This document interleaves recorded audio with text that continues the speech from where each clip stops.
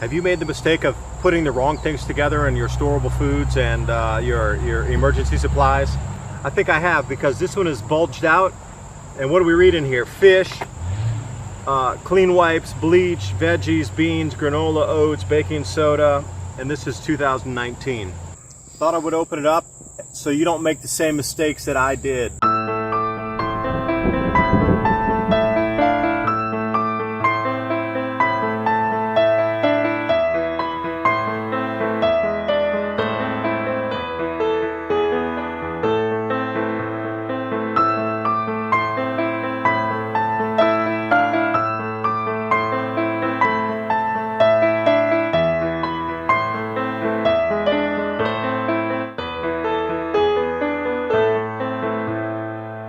An approved DOT bucket, which means it could fall off a truck at 55 miles an hour and not break open.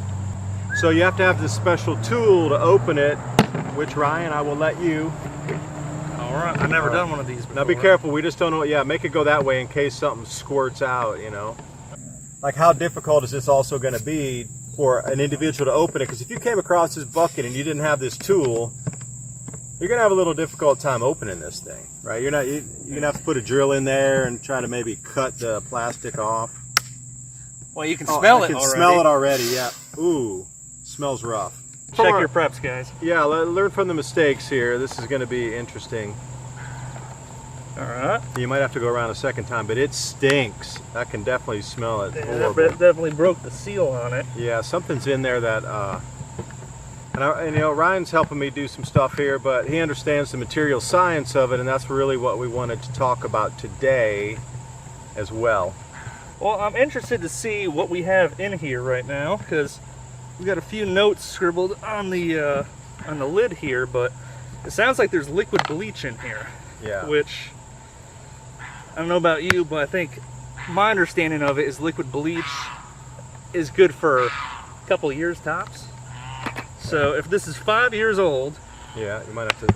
Oh, there you go. You're getting it. Superman here with the fingers. We can feel it. Okay, you can see some stuff. One thing I didn't do was put a large enough inventory list on this. It's very bland in terms of... Yeah, we're not going to use this. We might recycle the bucket, but we're probably not going to recycle the lid. Ooh. Some good smelling oatmeal right there, David. Oh, now these are very soft and mushy to the point of not being usable, because I thought that we would have, you know, everybody needs a nature bar. That's not good. These are all mushy to the point of being terrible.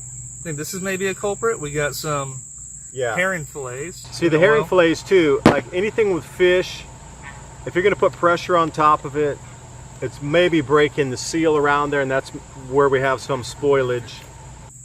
This is baking soda. It doesn't look great. It doesn't look great, because look at the rust on the bottom of the can. It's also depressurized in there. Yeah.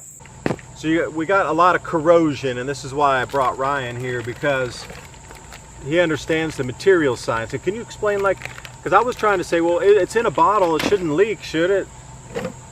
That's the bleach. Look at that. It totally broke through the plastic And there goes bottle. your bleach. Yeah. That is completely empty right there. Look at that.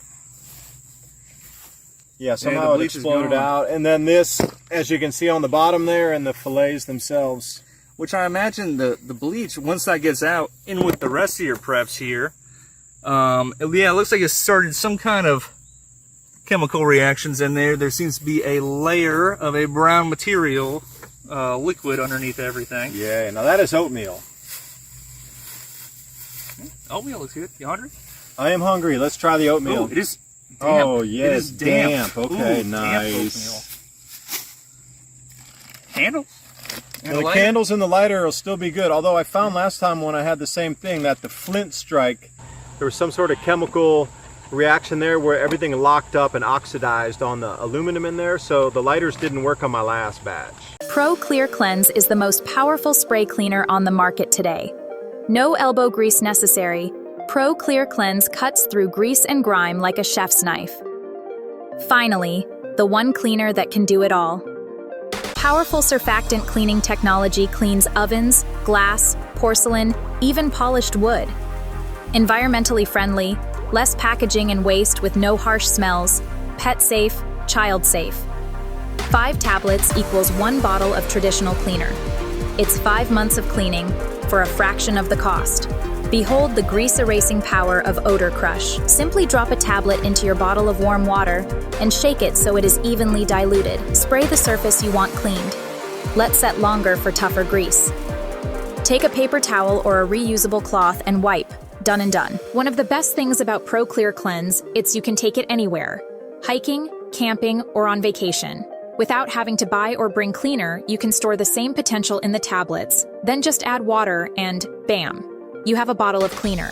Order now and make life a little easier and cleaner. Some sardines. Sardines over and oil, dinner. man. Solid. You can burn the oil in that as an oil lamp. See, like, try to do the lighter. Well, actually, I noticed this also. Oh, wow. That is bad. It oxidized to the point where it doesn't spin anymore. Okay, let's keep going through the same thing. Got some beans. Beans look good. They're in a can. Garbanzo, or yeah, Or a jar. That's a mix of, it looks like pinto beans and garbanzo beans right here. But take a look at the top of the, at the lid there, and we're using a closed mouth. We need wide mouth only jars. I learned that, and also look at the oxidation on the lid. That's no good. Chicken bouillon. Chicken bouillon cubes. Okay, That's a good call.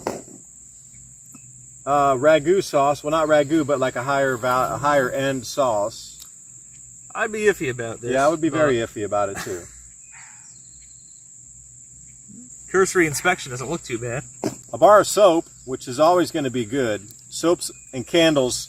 These two, all you have to do is rinse them off and they're pretty good again. So I'm going to save these out of the bag. So everything else I would not eat, but these two I would save and recycle. So I'm going to put this over on this side. Keep it. Jar full of pepper. Black pepper. But again, on the lid, you can see the oxidized lid right here. Right, you don't want that oxidized lid. And some Himalayan sea salt. Himalayan sea salt, yeah. See, and it was real simple. I was just thinking, that's all you need for salt and pepper is just something real easy.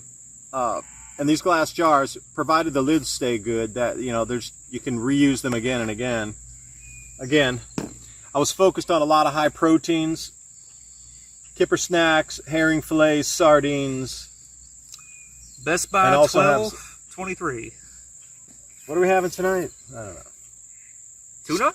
Tuna. Like, look how good the tuna can. June 23. June 23, Best Buy. Now, if I was starving to death, I would eat some of this. I'd still eat it. Yeah, I would too, but It's I'm fair not game. starving to death. So we shall see. Yeah, another... More tuna. The tuna cans didn't come out too bad. They're okay. Yeah, and these beans look pretty good. The beans look okay. The beans are possible savers. We're getting to the smelly part. Yeah. Look at the oxidation on that can for the diced tomatoes. That's no good. Paprika. Paprika? Not chili powder? It is. Well, maybe it is chili powder. Oh, that's nice. A lot of people forget about just basic spices. Like Basic chili powder. You know the reason I did that is for stomach ailments as well. Because if you have stomach ailments and you fire down some of this paprika / chili pepper, you can use it as something that would be gastrointestinal. And you could probably wild forage some calming herbs as well, like peppermint or spearmint, rosella. There's different kind of teas for the stomach that you could wild forage. yeah. And people always forget to, when they're working on some like emergency preps, they always forget spices. You know, you pack like rice and beans up to the ceiling, but you're just going to eat rice and beans like that? No, you need some spices too.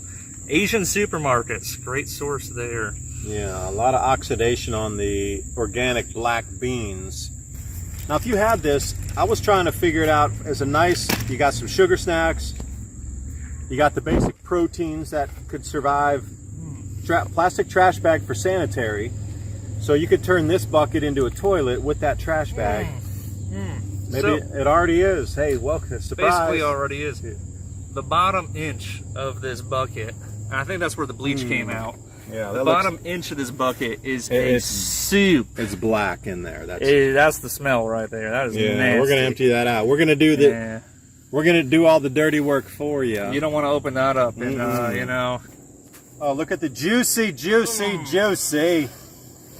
They got some rice here, parboiled. Parboiled rice because it's already partially cooked. and it would be easy to prepare. I think at this point I'm just writing off the rest of that as a loss. Cafe, which everybody needs cafe. So, you know, look at my kit though of what I had versus what got destroyed. I don't even really want to dive in there and get the rest of it out, to be honest. Nope, I'm writing that off as a loss. Yeah, so Lisa, can you get a quickie look in there? Now we can really see the nastiness. If only you could smell it through the screen. That just put me off my fresh fried lobster, like, wow. Ugh, horrible. Well, the dogs don't seem to mind it. Puppy cameo. Yeah. But Now, so that ties in a lot, David, that just like, you know, the liquid bleach is just not something you can store, especially with other things. Liquid bleach, liquid cleaners, you can't keep liquids like that with chemicals in with your preps, because I mean, just over time, you know, they'll tell you the expiration date's like 2 years out, but over time, you know, give it like 3-4 years, those chemicals will start seeping through, you know, their container. And even like this one looks like it almost like had a pressure or a heat issue or something and burst out. And Musa, can you zoom in on that one? Where we could see that. And then you get chemicals like that in with your other preps, it starts other chain reactions, and who knows. So tell me about the material sciences edge of things. This is what I really wanted to talk about. So you were explaining that even something like this, like these sort of handy wipes, eventually they're going to come through the plastic. So I mean, explain that one to me. I don't quite get it. Well, just any atoms or molecules or any molecules, any chemicals that you have will slowly go through any membrane that you have. They'll even, like if you have like a latex glove on and like you put your hands in like some chemicals or whatever, you'll be like, oh, I'm safe, I got the latex glove on. You know, the chemicals can't get through the latex glove. Well, no, they can and they will. It's just they goes through at a certain rate of time.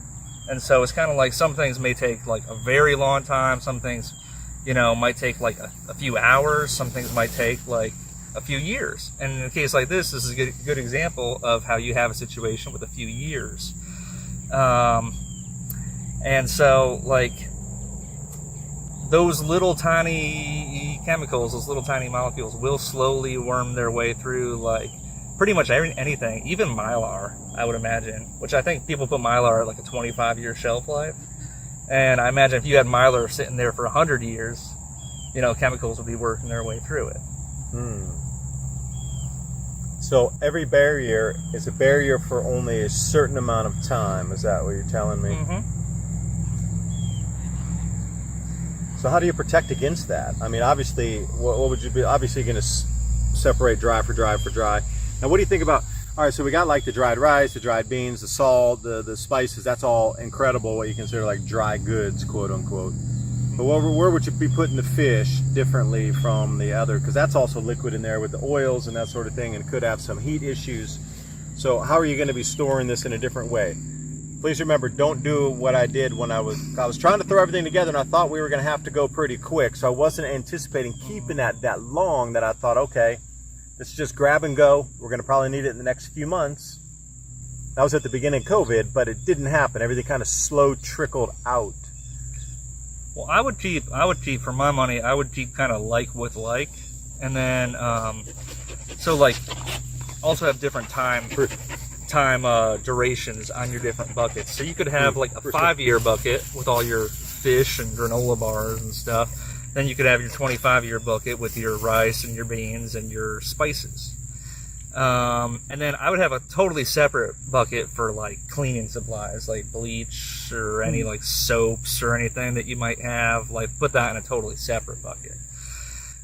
Just kind of put that away. You don't want bleach around like your food and stuff, you know, just in case. I mean, I've had bleach go out on me a couple times, just like, you know, just sitting on the closet for 2 years. So that's how I would break it up. And maybe even be mindful about the lighters too, because I mean, it seemed like you were okay in this case, but something like, I don't know if this would cause a chemical reaction, but something like, you know, having the butane in your lighters, maybe mixing with bleach might not be a good idea. I don't know. Just something to be mindful of. Yeah, and the oxidation. So the way it was stored, there's really nothing usable except the candles and the soap.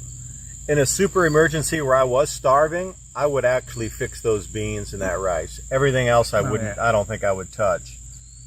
maybe I'd open the fish and take a look at it and see what it looked like inside. Otherwise, maybe the salt might still be good.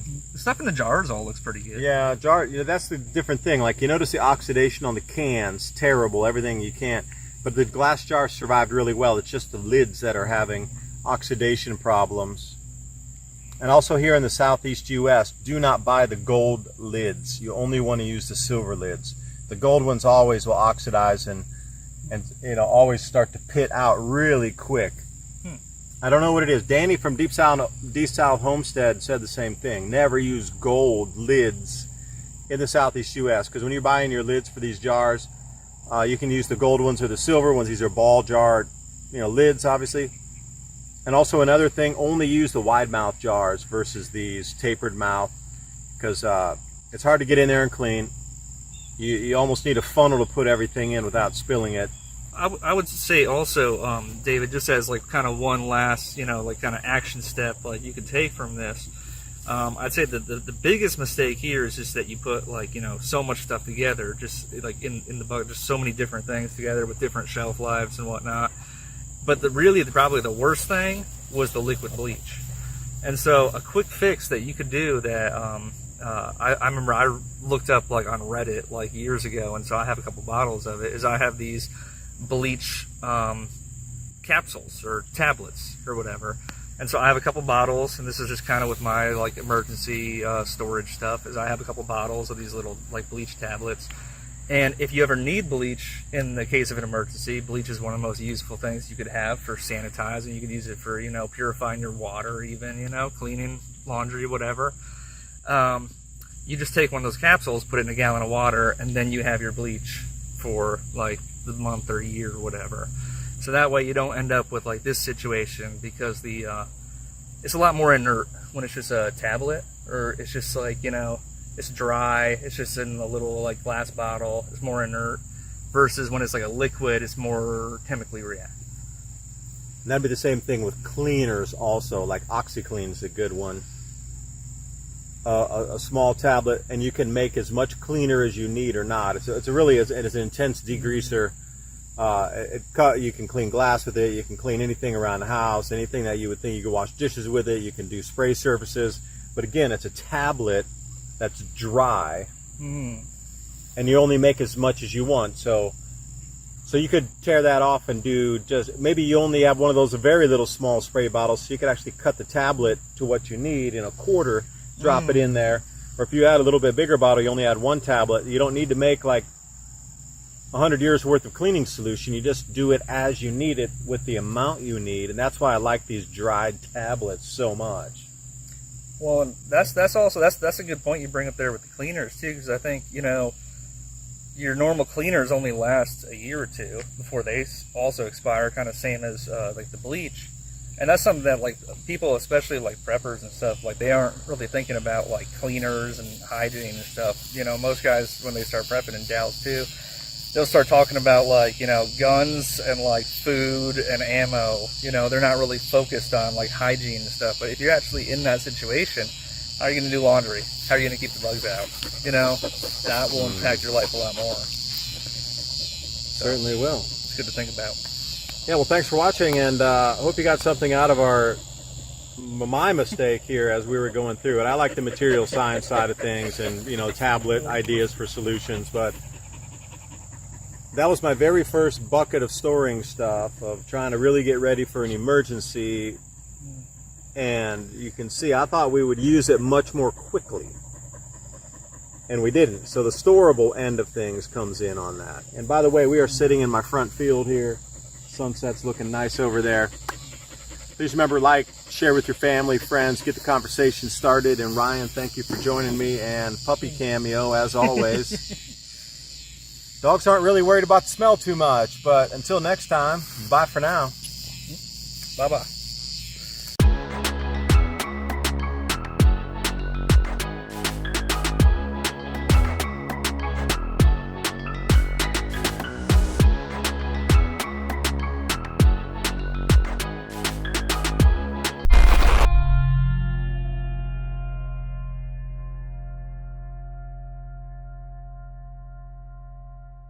Howdy, partner. You know people are having dinner and the smart ones are eating beef. Let me tell you a brief history, or more accurately, a beef history of dinner. Domestication of cattle happened around 8000 BC, but that's not when beef became what's for dinner. We've been eating beef since times before history. The earliest cave paintings have beef eloquently depicted on the walls. Those cave drawings of the hunt were for the aurochs, a primitive bovine. That's right, beef. Like I said, people are having dinner now, and the smart ones, well, they're eating beef. Americans want great food today, but we also want to have great food to eat if things go south in a hurry. Unlike most companies that take the cheapest, worst parts of the cow, then turn them into beef crumbles, whatever that is. They freeze-dry them in hopes that their customers will never actually try to eat it. Our premium beef cubes are sous vide, freeze-dried, and ready to be eaten right now, or in a decade from now. We want you to eat our beef now, so you can buy more. Prep with steaks, not with beef crumbles. This is a high-quality product. It's all American beef and 100% natural. None of that craziness of lab-grown meat and mRNA jabs. Our beef has a shelf life of 10+ years. This is high-quality cooked and freeze-dried beef for long-term storage, or not. Eat well today and eat well tomorrow. Click the link in the description to get your Prepper beef with Prepper All Naturals, so you will always know what's for dinner. Civilization Cycle. Interviews of experts and individuals who understand the intensifying economic, societal, and governmental upheaval cycle, so you can stay ahead of changes in our world and keep your family safe. It's unknown if early man knew they would be the progenitors of great civilizations, or if they knew when their empires would fall and disappear into history. Fortunately for us as modern man, we can recognize that we are at the precipice, a point in history where we can see the cycle changing. Where we go from here is up to us.